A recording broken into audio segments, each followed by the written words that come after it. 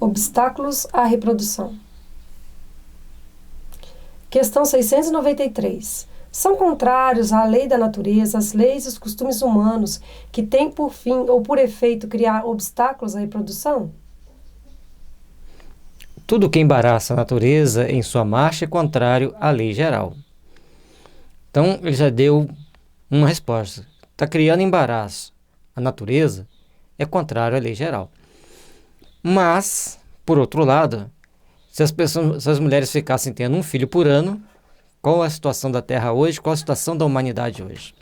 Então, em tudo, nós temos que prestar atenção nas consequências. Agora, se a substância for colocada ocultamente nos alimentos para causar problemas hormonais, problemas funcionais nas pessoas, quem está fazendo isso vai arcar com as consequências. Então, nós temos que saber o quê? Uma coisa é as pessoas tomarem providências para terem uma vida estável. A outra é alguém sabotar, que aí o tiro vai sair para lá e para cá, em onde que vai acertar? Quem são aquelas pessoas que vão ficar impossibilitadas de reproduzir?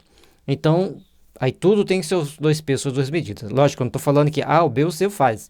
Mas, de vez em quando, a gente ouve falar que tem substâncias nocivas à reprodução neste ou naquele alimento, neste ou naquele produto. Nesse aspecto, se a pessoa faz consciente, ele vai responder. Aí você fala assim, mas tudo que acontece tem a permissão divina? Lógico. É necessário que venham os escândalos, mas ai daquele por quem enviar os escândalos. Então nós temos que prestar muita atenção para não direcionarmos os fatos segundo aquilo que nós bem entendemos, segundo aquilo que nós vamos fazendo da nossa cabeça. Temos que parar pelo crivo da boa razão, pelo crivo do evangelho. Sempre avaliar nesse sentido. Letra A. Entretanto, há espécies de seres vivos, animais e plantas, cuja reprodução indefinida seria nociva a outras espécies, e das quais o próprio homem acabaria por ser vítima. Pratica ele ato repreensível impedindo essa reprodução? É uma condição bem diferente, certo? Vamos ver. Deus concedeu ao homem, sobre todos os seres vivos, um poder de que ele deve usar sem abusar. Pode, pois, regular a reprodução de acordo com as necessidades.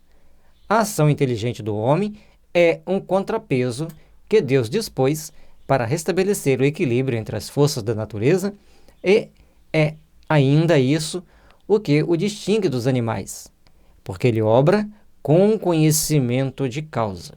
Então nós temos que prestar atenção como nós vamos fazer, prestar atenção como nós estamos lidando com a situação. A reprodução dos insetos, dos ratos, das baratas, se nós arrumarmos mecanismos de reduzir essa reprodução, nós estamos evitando que nós próprios seres humanos e os outros animais corram risco. Mas se a gente achar que tem que exterminar todos eles, nós prejudicamos a ação que eles exercem dentro da natureza e traz problema.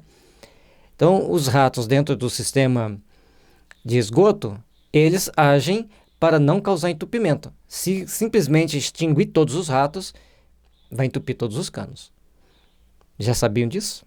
Então, tudo tem seu motivo, tudo tem uma finalidade, tem uma função. É importante que a gente entenda. Agora, se eles reproduzem demais, aí traz problemas para nós. Então, tem que manter tudo sob controle dentro do possível. É igual as pragas dos gafanhotos.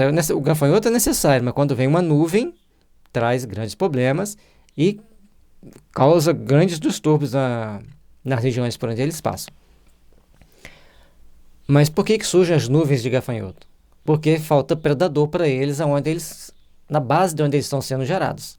Se lá tiver um predador, eles não vão gerar daquele estado.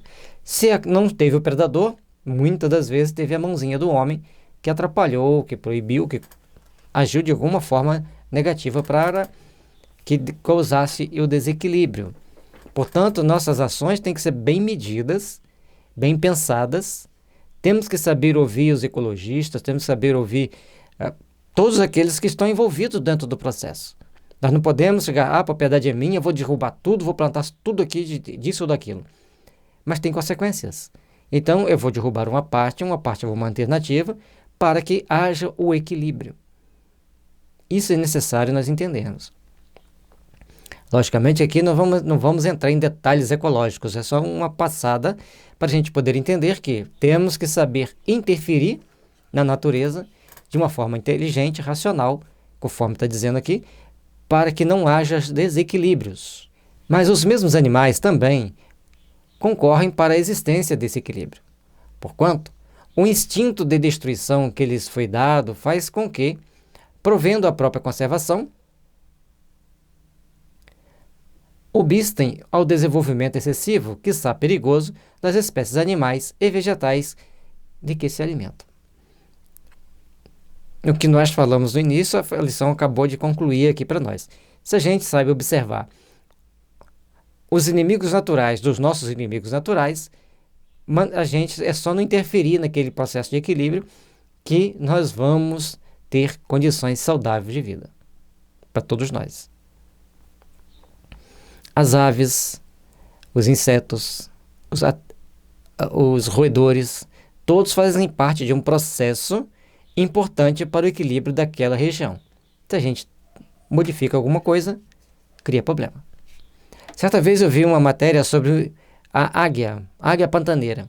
Ela estava num zoológico e ela começou a dar pneumonia. E não conseguiu entender por que ela estava tendo pneumonia, por mais que tratasse, ela dava pneumonia. E um pesquisador, então, foi pesquisar as águias lá no Pantanal, ficou lá observando, filmando, e descobriu que ela tinha uma mosquinha que entrava nas narinas dela e fazia, então, a limpeza de uma secreção que ela produz. Ele conseguiu, não sei como, um meio de levar algumas amostras dessas mosquinhas e criar uma casinha para ela lá no viveiro onde ficava a águia. Aí ela conseguiu sobreviver. Então, na natureza, tem certas situações que a gente nem imagina. E um detalhe interessante, é só uma curiosidade, também dentro dessa reportagem das águias, estava mostrando que a águia normalmente só cria um filhote. Isso para a segurança do meio ambiente, do ecossistema, é muito importante, porque elas comem carne. Então, se elas criarem 2 filhotes, elas vão ter que se alimentar mais. Mas, raramente ela bota 2 ovos, ela bota um só, cria só um. E aí tinha uma águia com 2 filhotes e a pessoa filmava, a câmera ficava filmando noite e dia. A águia não enxerga de noite, a coruja enxerga. Ela estava lá no ninho passando aquele óleo na pena, aquela limpeza que eles fazem, né? E os filhotinhos também fazendo o mesmo gesto dos pais, se coçando, passando aquele óleo nas penugens deles. A coruja veio voando tranquilamente, aquele voo maroto da coruja, né? E passou o pezinho num filhote de águia e levou embora. Aí a pessoa que estava fazendo a reportagem pegou uma coisa das mais incríveis.